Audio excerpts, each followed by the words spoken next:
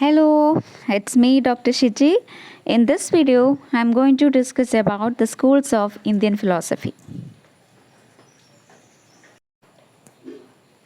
These are the contents which I'm going to discuss: orthodox and heterodox systems, Chavaga materialism, Jainism, Buddhism, Nyaya, Vaisheshika, Sankhya, Yoga, Mimamsa and Vedanta.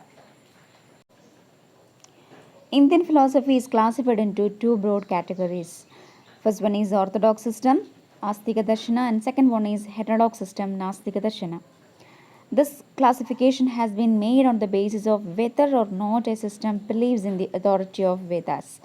Orthodox system accepts the authority of Vedas and it consists of 6 schools and is called Shadbhava Darshana. Heterodox systems denies the authority of Vedas, hence it is called Nastika Darshana. It consists of 3 schools. These are the classification of Indian philosophical schools that comes under orthodox and heterodox systems. Nyaya, Vaisheshika, Sankhya, Yoga, Purva Mimamsa and Uttara Mimamsa or Vedanta comes under orthodox systems, and Chavaga, Jainism, Buddhism comes under heterodox systems.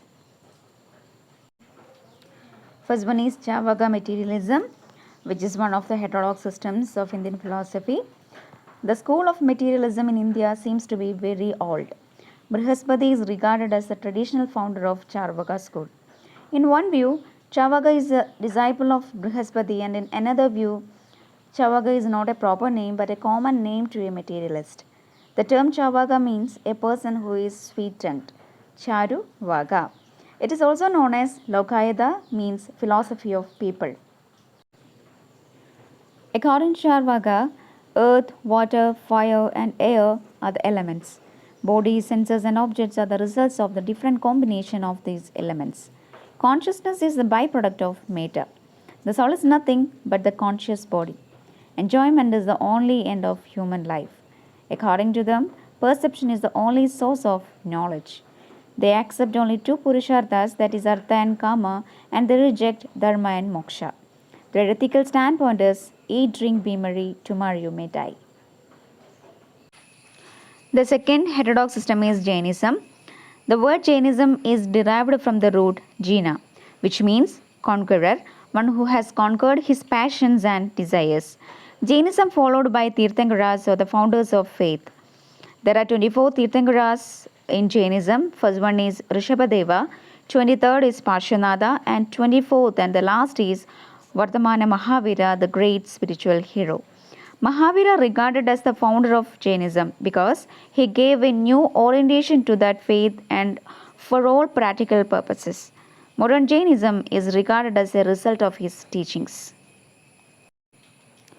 The school is realistic, relativistic, pluralistic, and atheistic.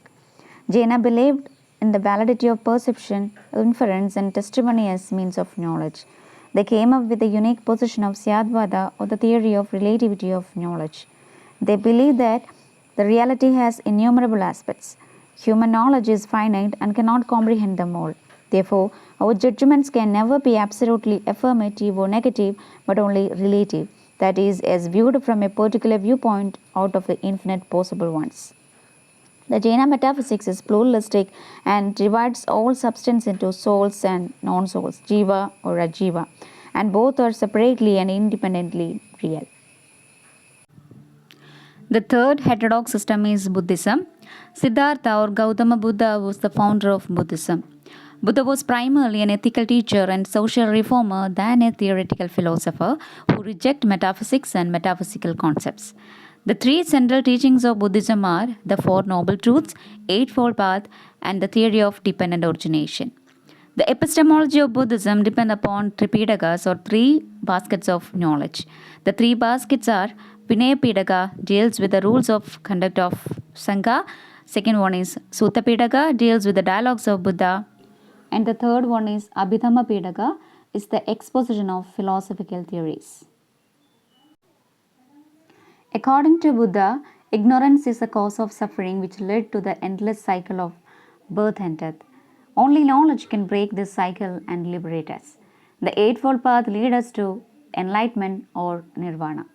Buddhism believes in perception and inference as a means of valid knowledge. It also believes in testimony but reduces it into inference. Nyaya and Vaisheshika schools are orthodox systems and they are allied systems. Nyaya focused on logic and epistemology, while Vaisheshika focused on metaphysics and ontology. The founder of Nyaya school is Gotama and of Vaisheshika school is Kanada. Nyaya Sutra written by Gotama is the basic text of Nyaya philosophy. Vaisheshika Sutra written by Kanada is the basic text of Vaisheshika system. Nyaya recognizes four pramanas, that is perception, inference, comparison and verbal testimony. Vaisheshika accepts only perception and inference as valid independent pramanas and reduces comparison and verbal testimony to inference. The Vaisheshika system divided the world into 7 categories or padarthas. Sankhya Yoga schools. These systems are the oldest systems in Indian philosophy. They are both considered as two sides of the same system. The founder of Sankhya system is Kapila and of Yoga system is Patanjali. Sankhya Sutra is the work of Kapila, which is the basic text or source of Sankhya philosophy. Yoga Sutra of Patanjali is the basic text of Yoga philosophy. Sankhya means philosophy of right knowledge. The system is predominantly intellectual and theoretical. Yoga means action or practice. It tells us how the theoretical and metaphysical teachings of Sankhya might be realized in actual practice. Sankhya is a dualistic philosophy which believed that the ultimate reality is twofold. They are Prakriti, matter, and Purusha, spirit. There are innumerable Purushas, hence it is pluralistic spiritualism. According to Sankhya, the world is evolved from Prakriti. This view is known as Prakriti Parinamavada. Sankhya means reflection and Yoga means contemplation or meditation. Mimamsa. The school was founded by Jaimini. It is also known as Purva Mimamsa. Purva Mimamsa is also known as Karma Mimamsa because it deals with the karmic actions of rituals and sacrifices. The main aim of the school was to provide reasons in defense and favor of the ritualism prescribed by the Vedas. Their entire epistemology and metaphysics is formed to support this aim. According to Mimamsa, the Vedas are self-existing and eternal. Jaimini, Kumarilabhatta and Prabhakara are the important thinkers related to Purva Mimamsa. The last one is Vedanta. The word Vedanta is a composite of two words, that is Veda and Anda, and literally means the end of Vedas. The philosophy of this school arose from where the Vedas ended, that is from the Upanishads. Uttaramimamsa is also known as Brahma Mimamsa because it is concerned with the knowledge of reality. Vedanta believes in monism and its metaphysics is in accordance with this principle. They do not consider the world to be ultimately real.